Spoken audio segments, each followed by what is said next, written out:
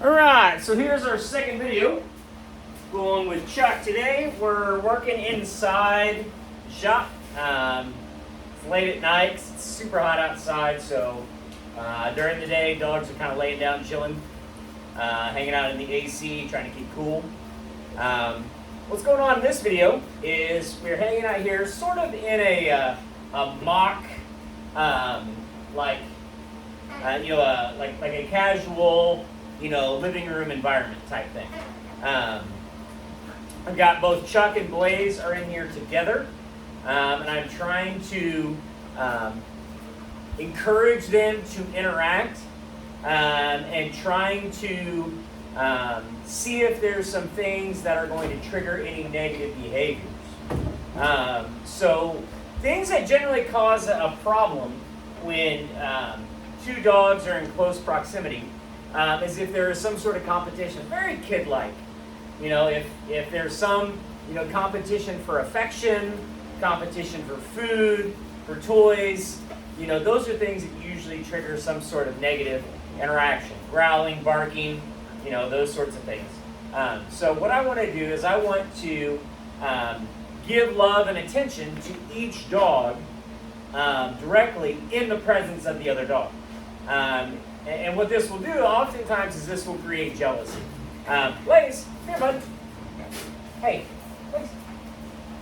So we'll see if Chuck is going to be comfortable with letting me love on Blaze.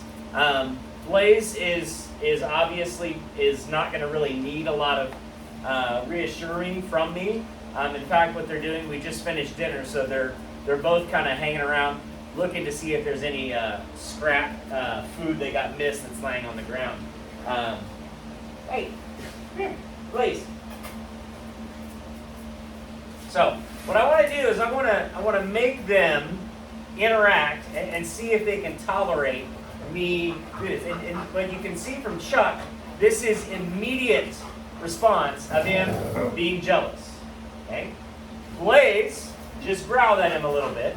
Okay, which is him reacting and saying, "Hey, too bad." Okay, now if I let them be, okay, they're going to be fine and they're going to mill around and they're going to hang out with each other.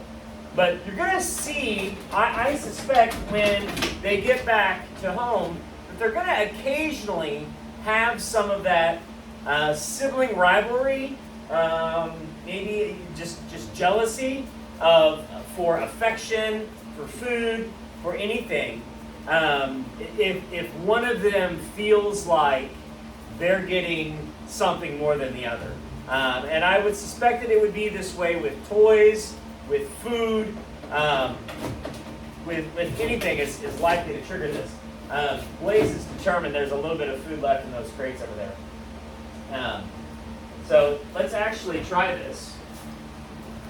Let's do a little experiment here.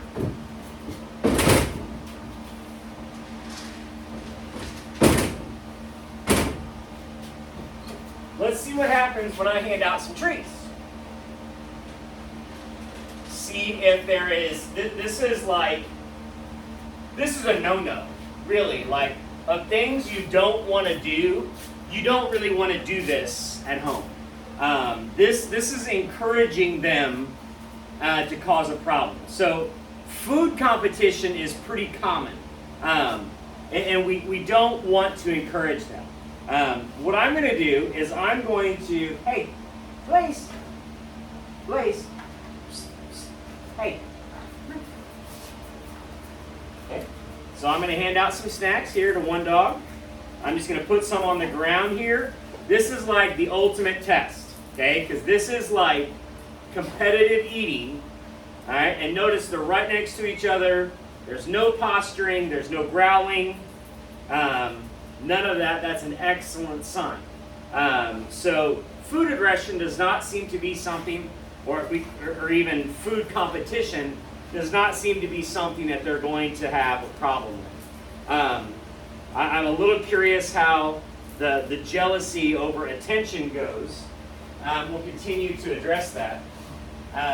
But we want to try to have as many interactions like this, and we do this basically every night, to encourage them to interact so that they're comfortable with each other. They know each other. Now, it's actually perfectly fine if dogs growl, if dogs even bark at one another. I actually allow dogs to, what I call, sort it out. It's kind of like, you know, if you don't want to ever let it escalate to the point of actual, like, a fight, right? But you definitely want them to be able to communicate. You want them to be able to express themselves and say, hey, you're irritating me. There's nothing wrong with a dog who growls or a dog who even barks at another dog. That is their method of communication. We want to let them do that. But obviously, we don't want to let it become a problem, right? So the more times we can do this interaction here between the two of them, the more acclimated to each other they're going to be. Hey, boys, want another snack? Hey, you know snack? Boys.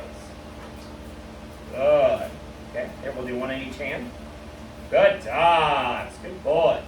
So all in all, like I am not concerned in terms of, you know, them living together. I think they could live together and be just fine. I don't see any problems. I mean, I think they're going to get along. It would not surprise me if there's, especially when you first get home, if there is some significant jealousy, that would not surprise me at all. I think Chuck is going to feel a little bit more like he's on his turf. That would not surprise me. But all in all, they're very used to each other. I mean, they're around each other all day, every day. So really, I don't think it's going to be any major problem. There's a lot of tail wagging. There's a lot of, you know, Chuck is giving some playful, you know, kind of response to Blaze there. So they're going to get along and they're going to be fine. They're just going to be dogs about it.